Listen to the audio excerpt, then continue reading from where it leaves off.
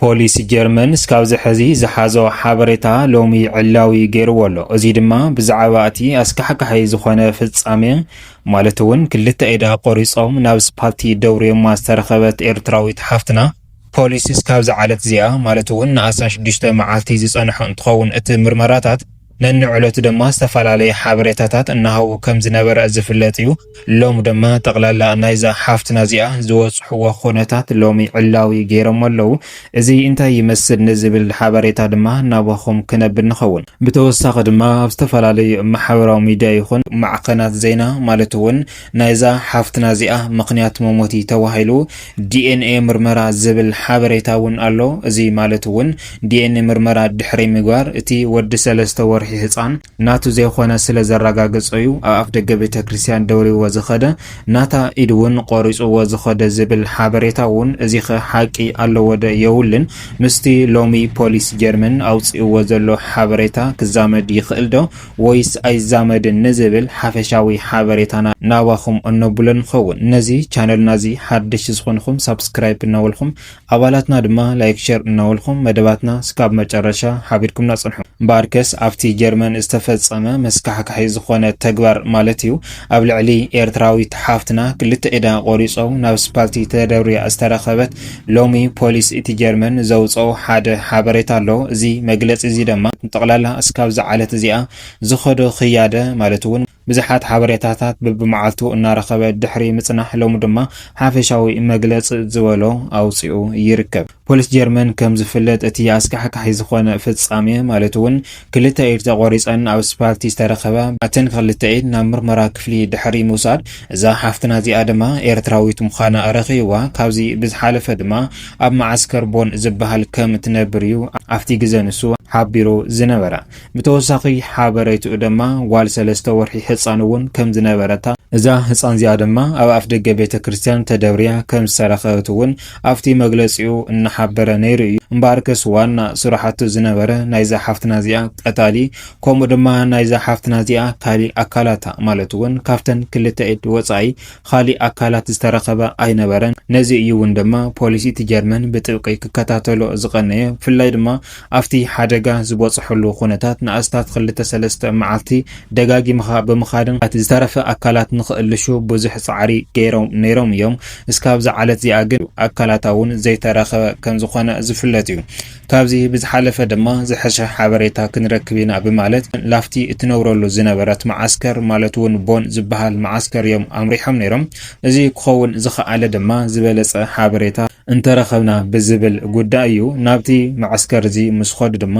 ኣብኡ እውን ከም ዝበልዎ ዝሐሸ ሓበሬታ ጸኒሕዎም እዩ። ካብቶም ሓበሬታ ድማ እታ ዋና ዓርኪ ባህሊት ኣብቲ ማዓስከር ከም ዝተረኸበት እዚኣ ድማ ዝተወሰነ ሓበሬታ ከም ዝሃወቶም ማለት እውን ምስቲ ስብኣያ ጽቡቕ ከም ዘይነበረት ብተወሳኺ ድማ ሰንበት ምስ ስብኣያ እውን ናይ ቆፀሮ ጉዕዞ ከም ዝነበረ እውን ወሲኻ ሓቢራትሎም እያ። ማለት እውን እዚ ሓደጋ ዝተፈጸመ ካብ ሰንበት ናብ ሰኒ ዘውግሕ እዩ።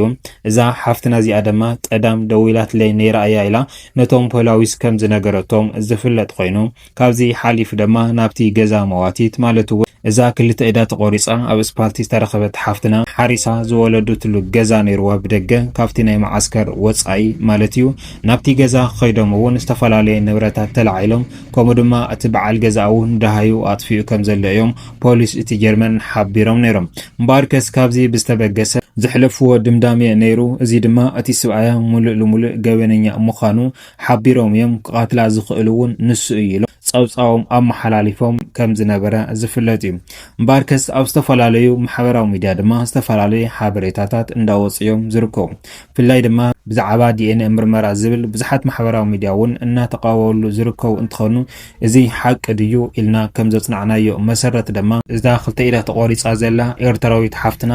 ወዲ 3 ከም ዘለዋ ዝፍለጥ እዩ። እምበኣርከስ ምስ ተተሓሒዙ ድማ ምርመራ ድሕሪ ምግባር እቲ ህፃን ናቱ ከም ዘይኾነ ስለ ዝፈለጠ እዩ ድሕሪ ዲኤንኤ ምርመራ ነቲ أتي صانون أو أفتق بيت كريستيان دوري وزخدا نتابع تجزء ويدما فقرني أون كل تأيدا قريص وزخدا سلزي دما بدينا مرمرايو كوناتو سلزي ولدت عيون نتابع بستفل عليه محور ميديا نتزاور زركو صحف له نجر جنزي كاب حكي زر حق مخانو لومي تراجعيس له إذا كراجعت زخ على دما بتوم بوليس جرمن معخنا زينا جرمن أبزها هو مسارات بزعابات دينا زبل كم زي حبرو نجر جن أتي جبرنيا تواهيل زلجن حزون انت خنا أتي سوايا ويدما بعل جزء زنبرة سبيو زيد ما نكتحاز مال أختي أما حلالي فوملو كم زنبرة كم دما تتحزو إن تبهلون بستفعل علي محبرة وميديا عندها نجار إيزلو سلازي أتي قتاليا ويدما خلت إيد قرص عزخالة سوايا ويدما أتي أفكاري أيو نجار جن بمنتاي مخنياتي قرص عزخالة ويدما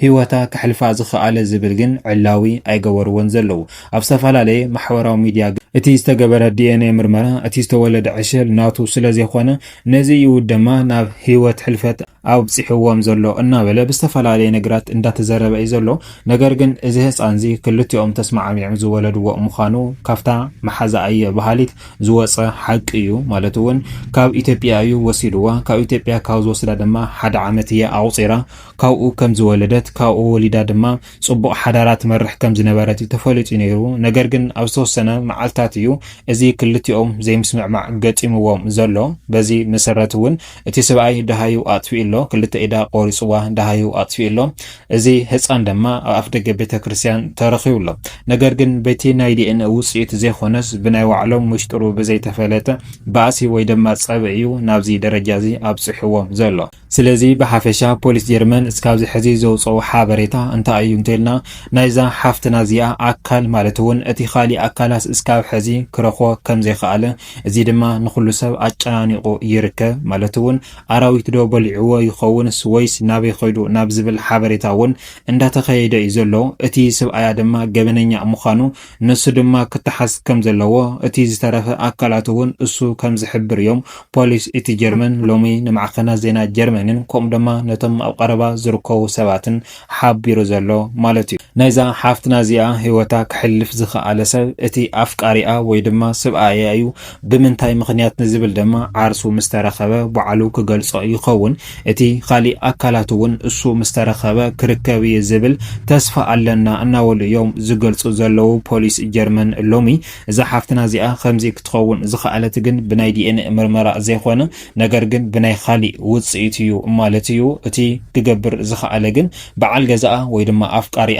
مخانجن تراجاجيس الله مالتي كورا سمعتنا زي اخول زخونه حبريتا دما كافتا موالعتان مساتيتان زخونه عركايو ترخيو نيرو مالتون نما عسكر دحري مخاد افتي معسكر زرخوا نسايا نسا دما مستي بعل جزاء سممع كم زي نبرت كاو حديث دما ما نمسب نازا حفتنا زي هوتا كتف كم زي مصيا انا تصربيلا كليصات لهم زلا كابزي بستبقسين باركس بوليس جيرمان لومي لمولو አረጋግጾ ገበነኛ ንስዩ እናበለ